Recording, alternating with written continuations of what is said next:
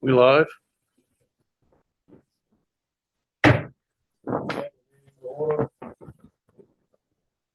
First order of business, anyone here for open forum?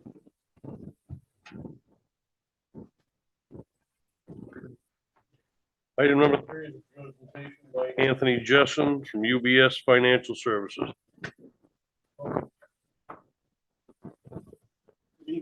Good evening. I don't guess I need to speak into this, do I, or what? Speak directly to them. Okey dokey.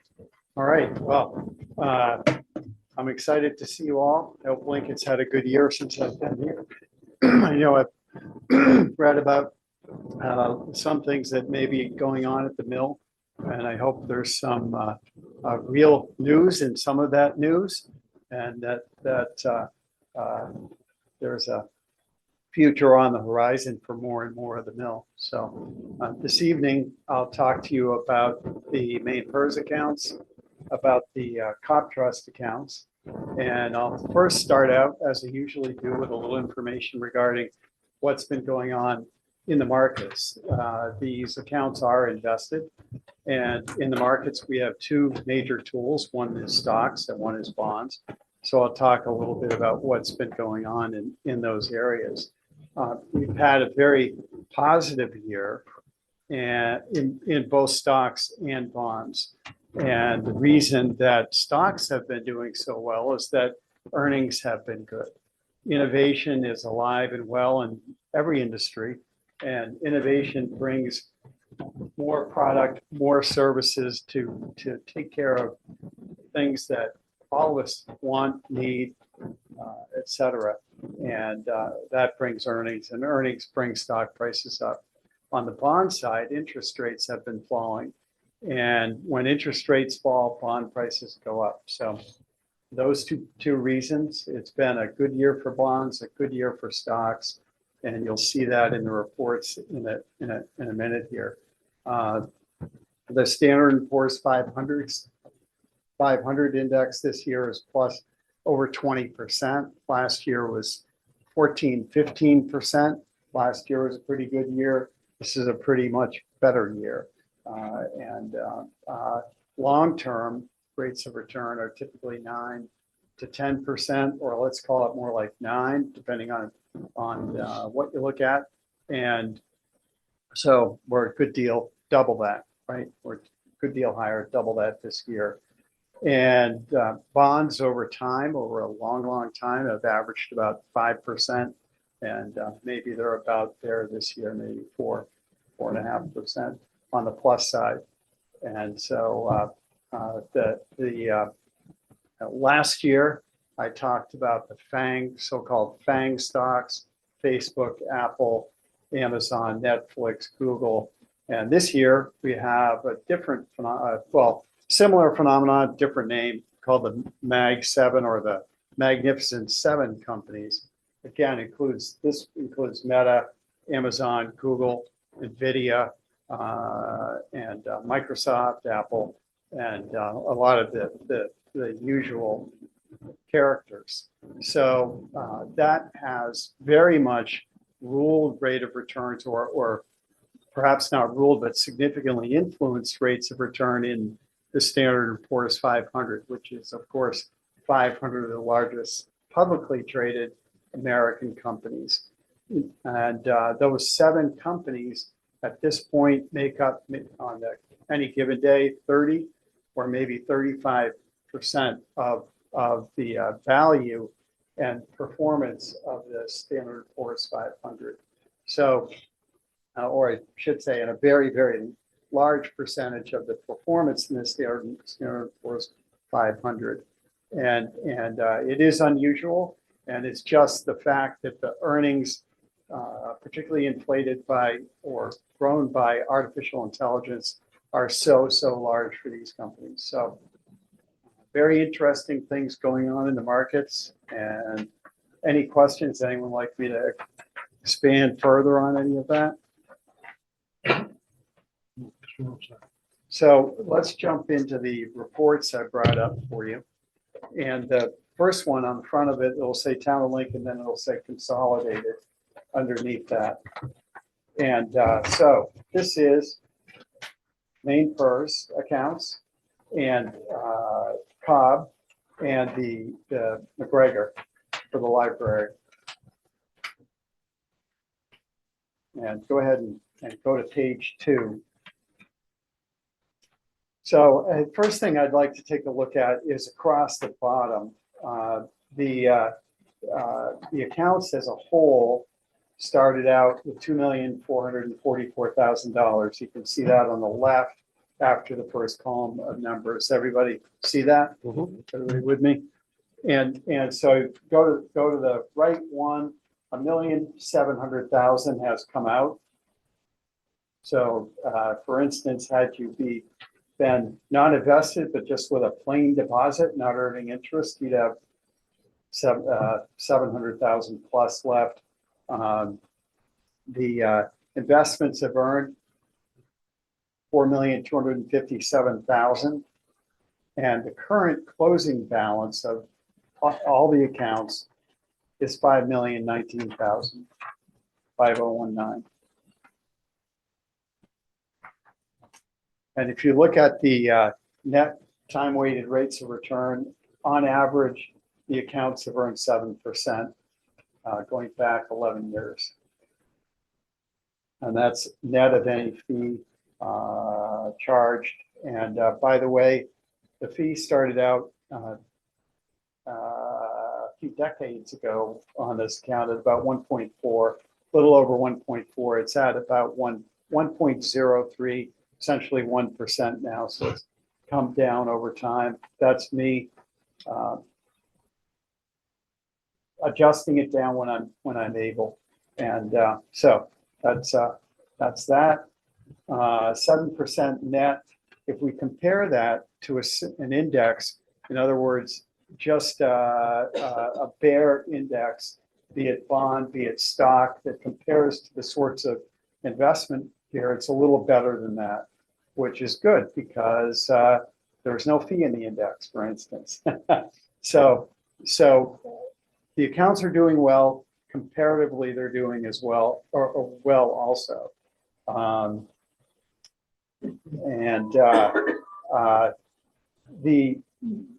If you remember, there are two styles of stock investing within these accounts. One side is called value, and the other is called growth. And we're about 50% in each to give you the best diversification that we can. And typically, the growth will outperform. In this particular year, the value has actually outperformed. We'll see that when we go into the individual accounts. And any questions on the numbers that I've talked about so far? So I'd like to point out that the last 6 years, 5 out of the last 6 years, the withdrawals have been 10% or greater. And at 10%, we can't make enough money to keep up with that over time. So I point to the Cobb. I think it was 1932 or 1933 when the Cobb money came from Mr. Cobb himself. And it's almost 100 years that the town has taken good care of that money, and it's been there to provide for the town in some tough times when other revenue sources have disappeared. And I offer these just for your own planning. I'm here to react and help you to in however the monies are run. So comments there. Any questions on any of that? Okay. So let's jump into the McGregor. Actually, one quick. Go ahead. So the value of the current closing value of 5 million, blah, blah, blah. How does that compare? In other words, in dollars, adjusted dollars to our opening portfolio. Uh, in what year? Going back to opening portfolio in 2013. Okay, hang on, let me get back to that. We've had inflation over that time period. I'm just wondering whether those dollars are, come out similar. If you, in other words, are we kind of treading water, or are we making gains?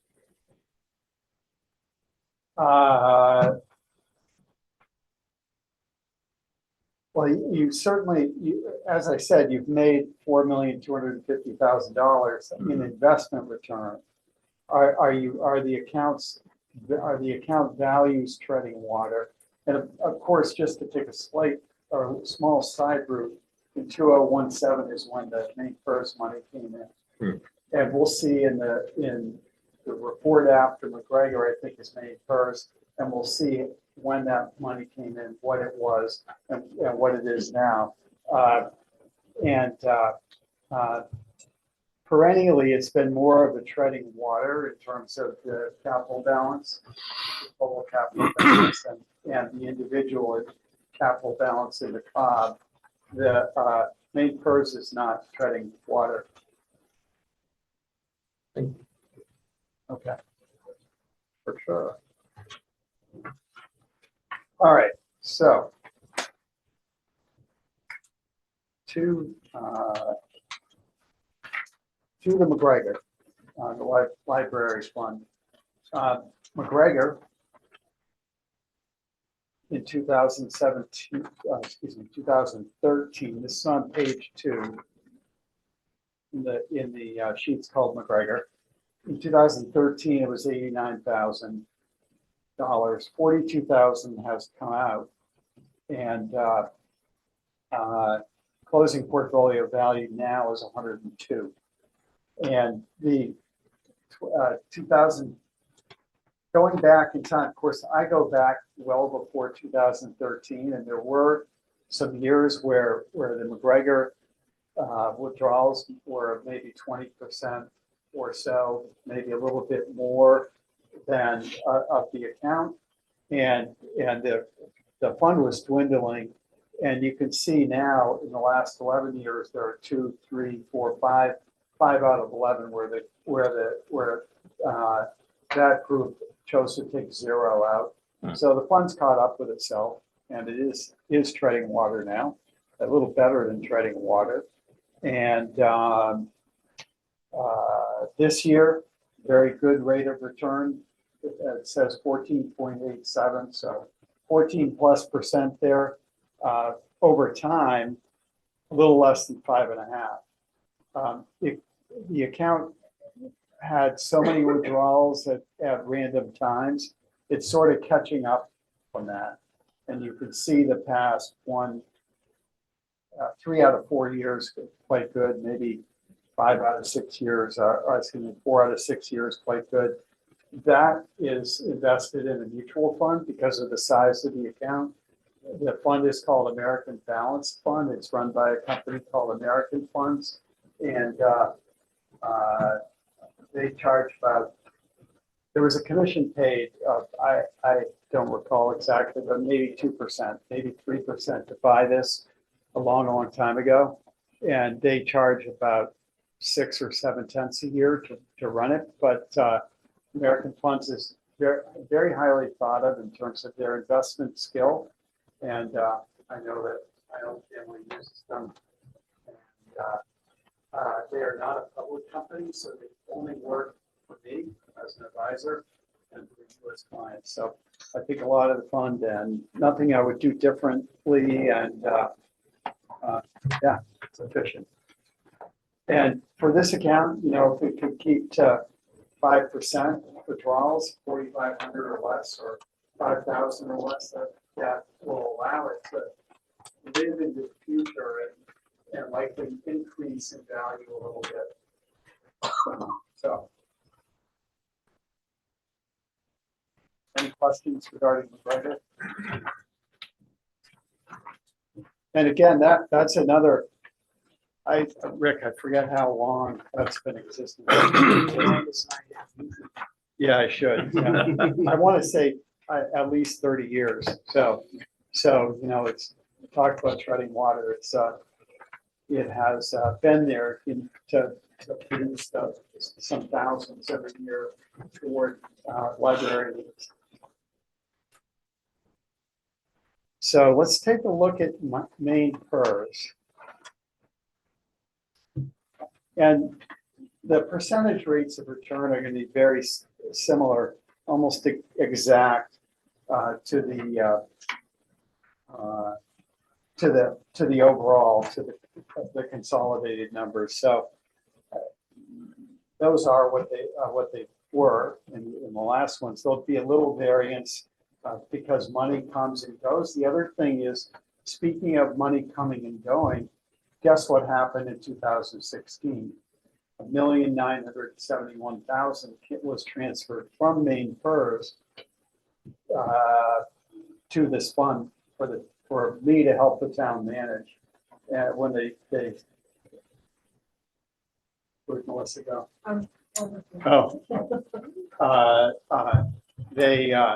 Maine PERS sent everybody their money out, right? They did. Yeah. We were one of the larger communities. So anyway, that happened in 2016, and guess what was going on in 2016? We'll just call it market turmoil. And what does that mean? Well, prices were darn cheap. And I came up and recommended that the town of Lincoln take advantage of that, and the town of Lincoln took advantage of that. So you look at the rate of returns, 8.3 going back, because it started in 16 at a great time, and it didn't even get all of 16, and it was up 11.5. So that was an excellent decision, and certainly helped out. Any questions on that part?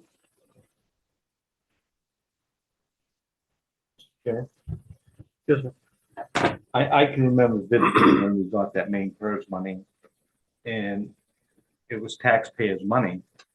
So indirectly, we have spent every dollar from that $3.210 million. I can remember the conversations that we had, it was only going to be drawing off the interest off that. So indirectly, we've spent all of that Maine PERS from 2017 forward. Am I looking at that correctly? You're absolutely correct. Good job reading our statements. Because $1,971,000 went in and you spent 2,056. You So, yeah, spent all of it and then some. so my thought process is we spent that $3.2 million plus we've increased the taxes exponentially on top of that too. So I think we need to let the taxpayers know that happened. So it's very disheartening to me. So. I think in 2022, when you spent $778,000 out of it, and the market went down 11.12, or down the average consolidated blended index was down 11.2. We were down 13.67. Is that correct? Exactly correct. And we had to have that money to stay afloat. I think this account has done just exactly what we wanted it to do, and then some, because we still have $1,930,000 to try to get us through to the next businesses coming in.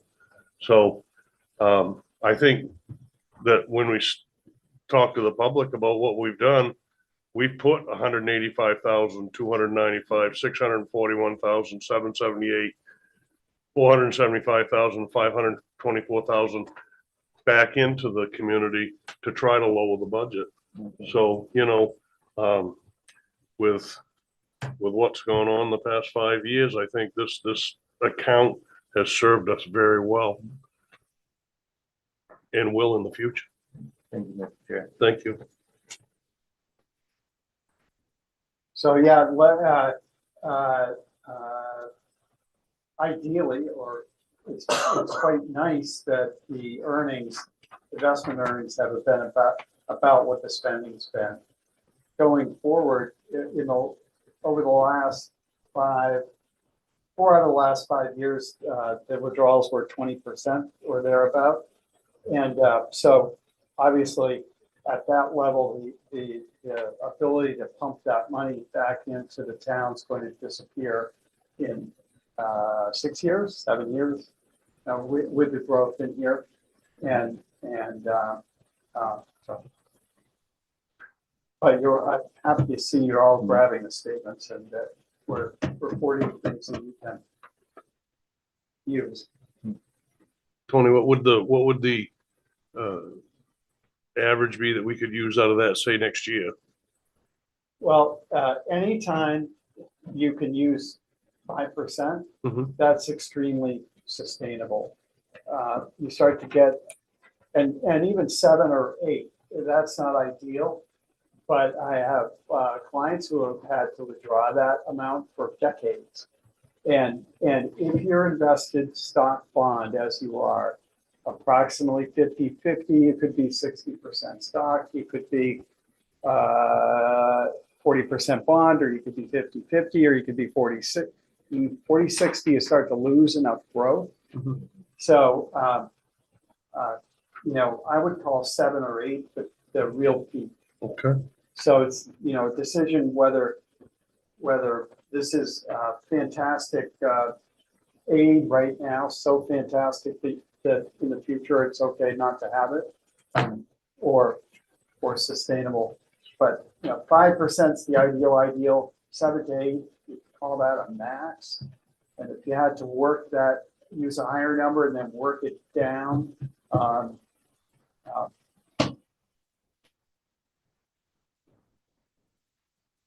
That would be something. Thank you. Sure. And I just want to, these are just numbers. I want to give you a couple ideas of companies within the portfolios that have powered the rate of return. So you have that information. And as I say, innovation is huge. Artificial intelligence is huge. Well, what does artificial intelligence need a lot of? It needs very, very powerful computer chips to operate.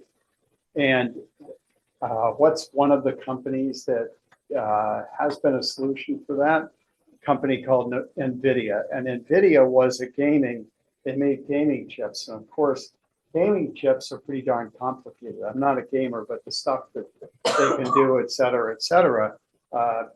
is very powerful.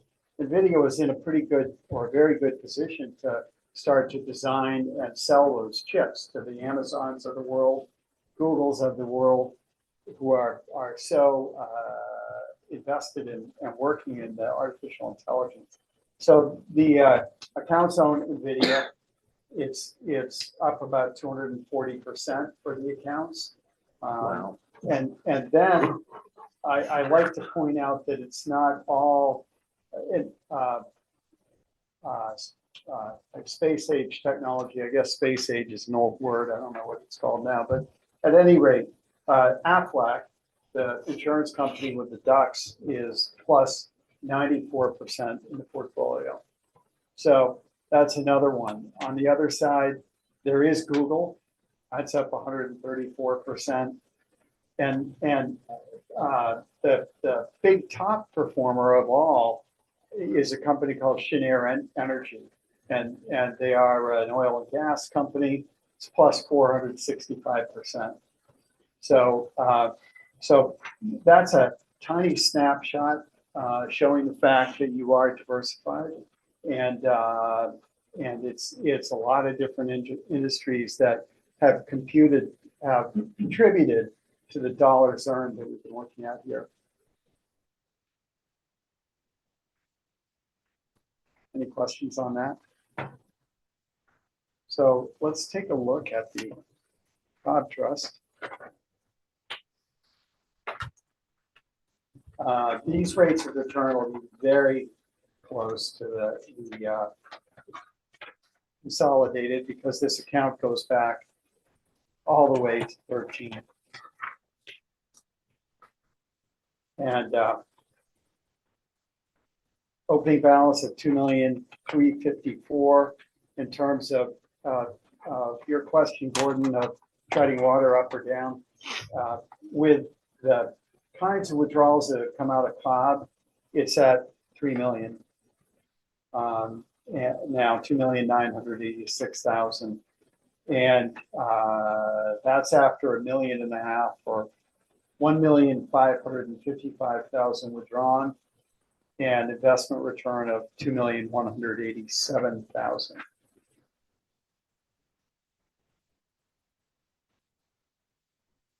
So in the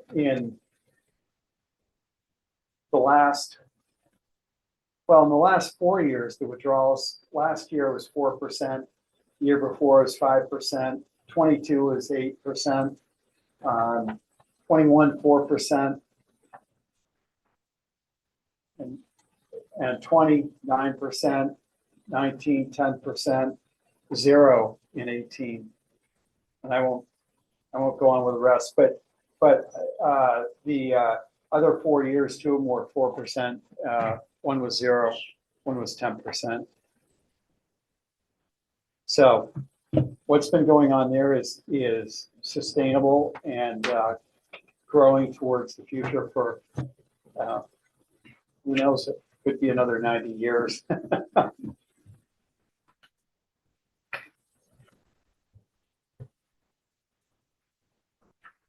Any questions on cost? I guess not. So here's what's in the crystal ball. Inflation is getting under control in terms of the broad economic reporting numbers. We all may have a different viewpoint depending on how we shop and what influences our businesses and all of those kinds of things.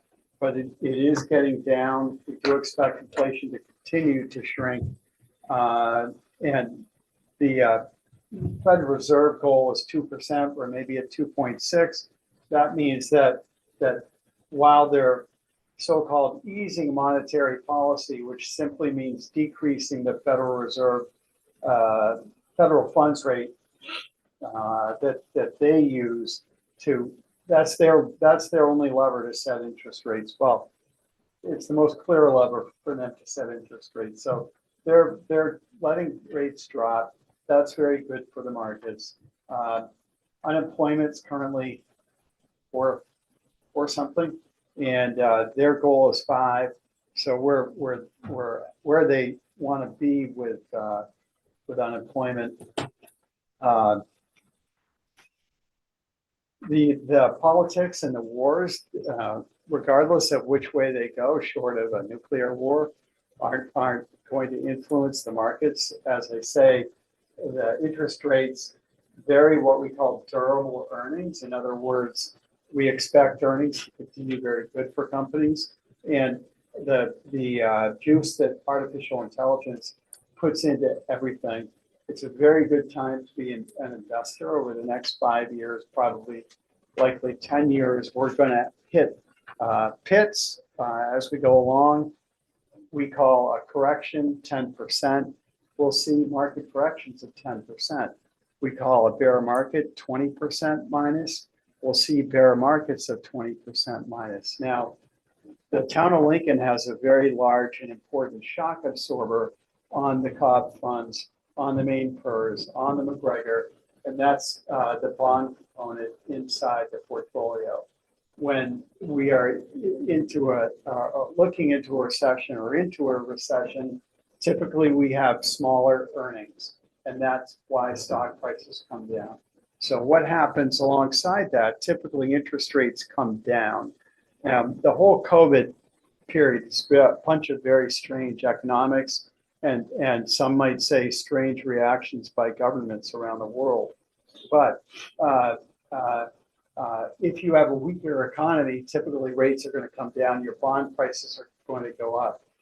40% or a little more of the town of Lincoln funds are in bonds. Someone could say to me, well, Tony, how'd that work in 22? Because we were down 13 or what have you percent. Well, in 22, what happened was rates went crazy on the upside. And if you looked at CD rates, for instance, maybe there were 1 or maybe there were less than 1, all of a sudden they're 5. And so in 2022, rates went up, bond prices went down, stock prices down, no shock absorber. Have a nice day. That was that. But going forward, in the foreseeable future, the town of Lincoln has a strong shock absorber when we have a correction, when we have a bear market. Those will occur, but things look very, very good going forward. Next year, we expect this, the stock side of things to increase high single digits, call it 8%, call it 9%. That would filter through the town of Lincoln as maybe only fools forecast exactly, but call it 7%, you know, if there's 9% plus in the stocks. And it certainly doesn't look like there's an opportunity for down markets. Good. There's a crystal ball. Any questions on that? Thank you very much. Sure. And I always say, you know, that helping the town of Lincoln do the best they can with these assets, be as greedy as possible while for rate of return, while keeping a very, very strong eye on safety is super important to me. I enjoy working for you all and have always. So good luck with all things. Good luck with your meeting tonight. Thank you. Motion to adjourn? Second. All in favor? 19:01. 7:01 PM.